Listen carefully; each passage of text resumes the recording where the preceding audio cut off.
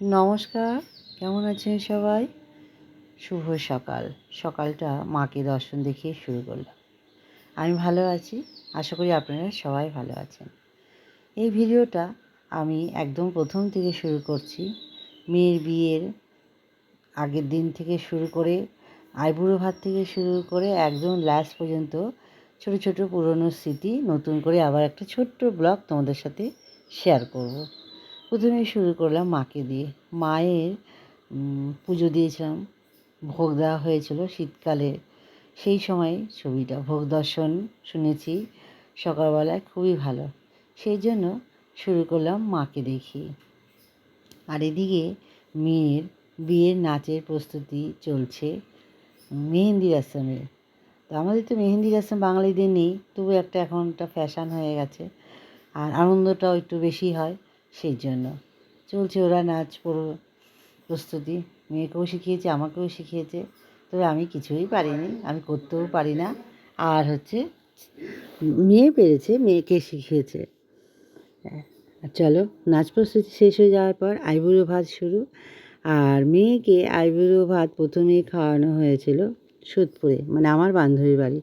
First ওদের বাড়িতে আইবুড়ো ভাত খেয়েছে, তারপরে অনেকের বাড়িতে খেয়েছে। সবার ছবি হয়তো আমার কাছে নেই, যার যার যে ছবি আমার কাছে ছিল সবাই ছবি এখানে প্রথমে দেওয়ার চেষ্টা করেছি। কাউটা যদি ভুলবশত দিতে না পারি তাও কিছু মনে করো না, ক্ষমা করে দিও। তো ওটা হয়ে গেল বান্ধবীর বাড়ি। তার কিছুদিন পরে আমার মেয়ের জন্মদিন ছিল। জন্মদিন পালন করেছিলাম ছোট্ট করে, কাউকে বলিনি, ঘরোয়াভাবে করেছিলাম। 5 পদ রান্না করে মাছ মাংস দিয়ে আমি ওকে জন্মদিনটা করে দিয়েছিলাম। তারপরে আমার গুরুমশাইয়ের বাড়িতে ওকে আইবুড়ো ভাত খাওয়ার কথা বলা হলো, সেখানেও খাওয়ানো হলো। তারপরে ছেলে বন্ধু বান্ধবী সবার বাড়িতে মোটামুটি ও আইবুড়ো ভাত খেয়েছে। ফুলিয়া তো মামার বাড়িতেও আইবুড়ো ভাত খেয়েছে। সেই ছবিটা না পেলাম না, খুঁজে আছে হয়তো, কিন্তু আমি এখন পাচ্ছি না। আর তারপরে মেয়ের ম্যাডামের বাড়ি গান শিখতো ম্যাডাম, মহা ম্যাডাম আইবুড়ো ভাত দিয়েছে, তবে একটু আলাদা রকমভাবে। সবার মতন সকালবেলায় বা দুপুরবেলায় খাওয়ানোটা দেয়নি, বিকালে দিয়েছে। আইবুড়ো ভাতের তো কিছুটা নিয়ম আছে। তো যাই হোক, ম্যাডাম এইভাবে বিরিয়ানি খাইয়ে আইবুড়ো ভাত খাওয়াবে, আমার মেয়ের খুব ভালো লেগেছে। সবার বাড়িতে মাছ ভাত ওর মুখে হয়ে গেছিলো, সেই জন্য ওর বেশ ভালো লেগেছে, মজা পেয়েছে। আর ম্যাডাম খুব সুন্দর একটা গিফট দিয়েছিল। সবাই গিফট দিয়েছে, সবাই সুন্দর সুন্দর গিফট দিয়েছে। আর ফুলিয়ায় আইবুড়ো ভাত খাওয়ানো হয়েছে। তার আগে আমার বান্ধবীর বাড়িতে খাওয়ানো হয়েছে। মেয়ে যে গান শেখাতো ছাত্রীর বাড়িতে আইবুড়ো ভাত খাওয়ানো হয়েছে।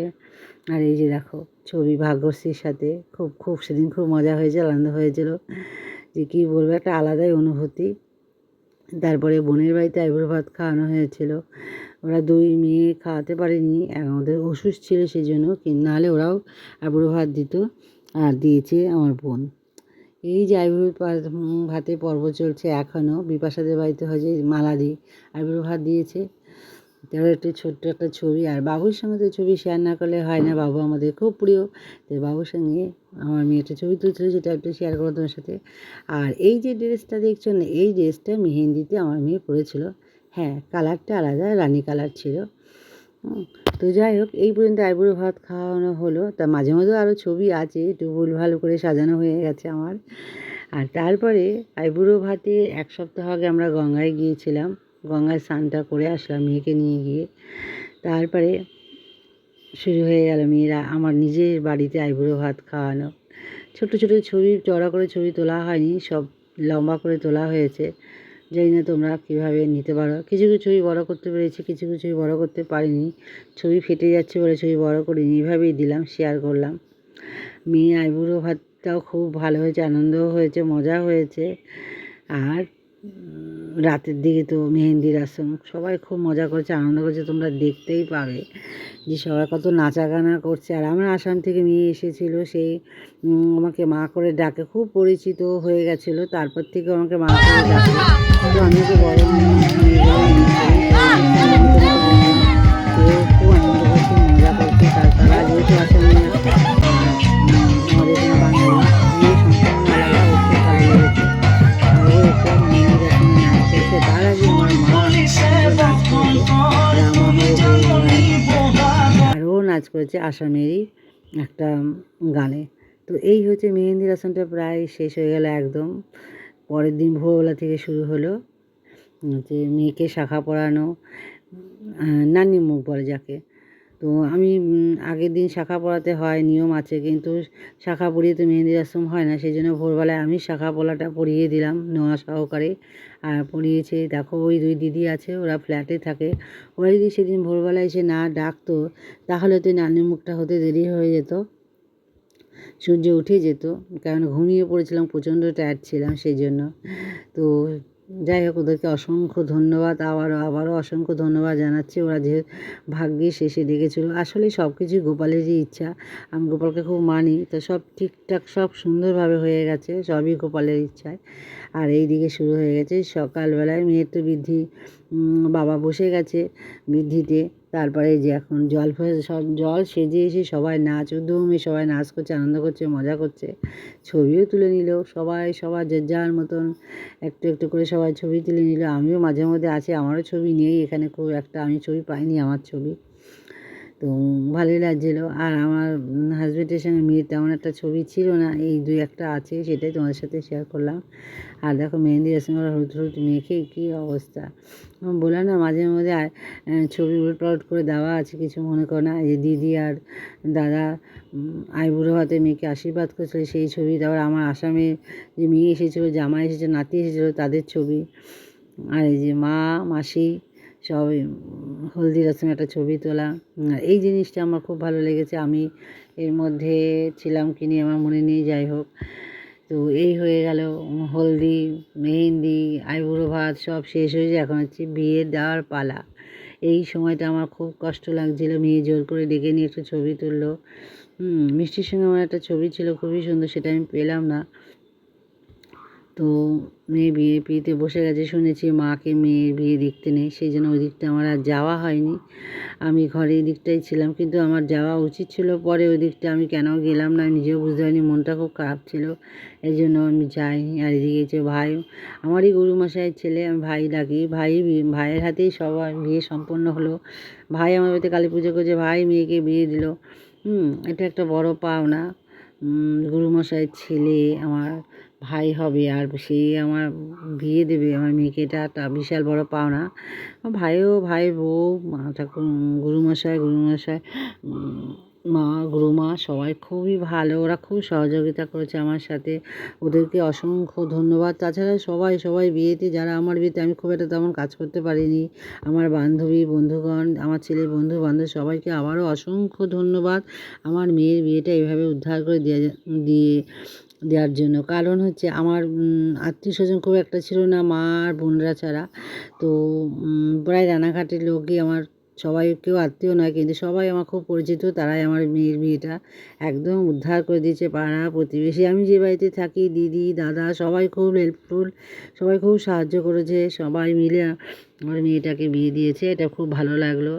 যাই হোক, আমার যে জামাই অভি, সে খুব ভালো, খুবই ভালো একটা ও চয়েস করেছে, জীবনের সবচেয়ে পার্টনার একটা ভালো চয়েস করা অবশ্যই দরকার, যার ভালো হয় না সে তো বুঝতেই পারে।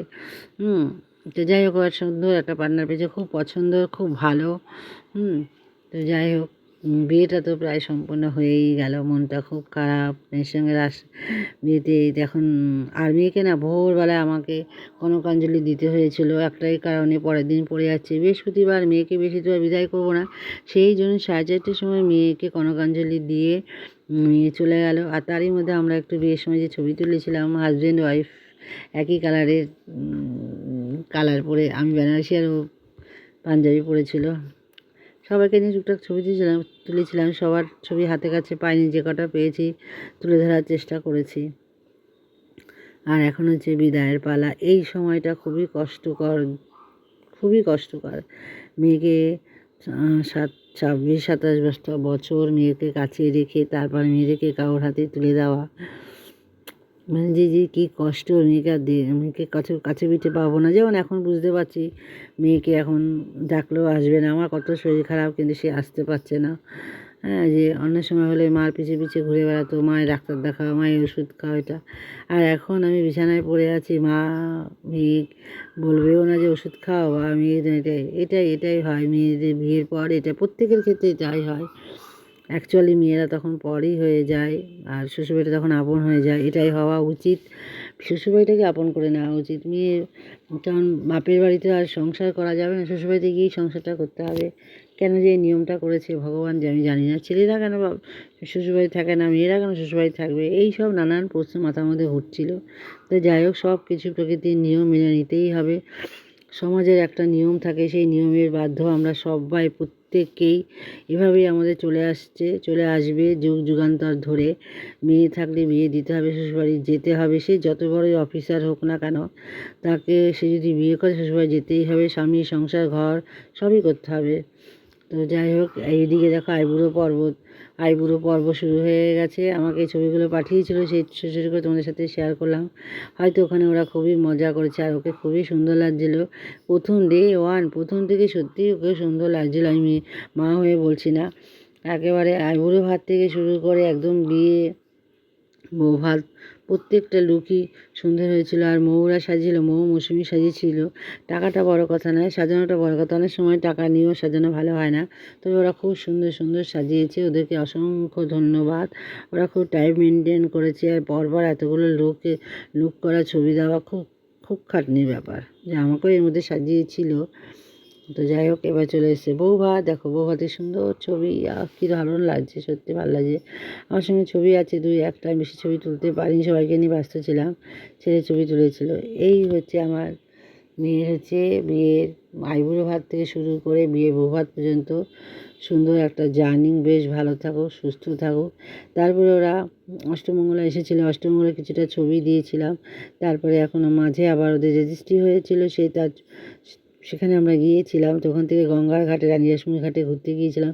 সবাই একসাথে মিলে একটু ছবি তুলেছিলাম, সেটাই তোমাদের সাথে ছবি শেয়ার করলাম। তো এই হচ্ছে আমার মেয়ের হচ্ছে একদম প্রথম থেকে আইবুড়ো ভাত থেকে শুরু করে বিয়ে পর্যন্ত ঘুরতে আসা, আমার এখানে আসা যাওয়া, রেজিস্ট্রির সময়, মানে এই যে মেয়ে পরে আবার একবার এসেছিলো, সেই ছবিটা তোমাদের সাথে শেয়ার করলাম। তারপরে আমার একার জার্নি শুরু।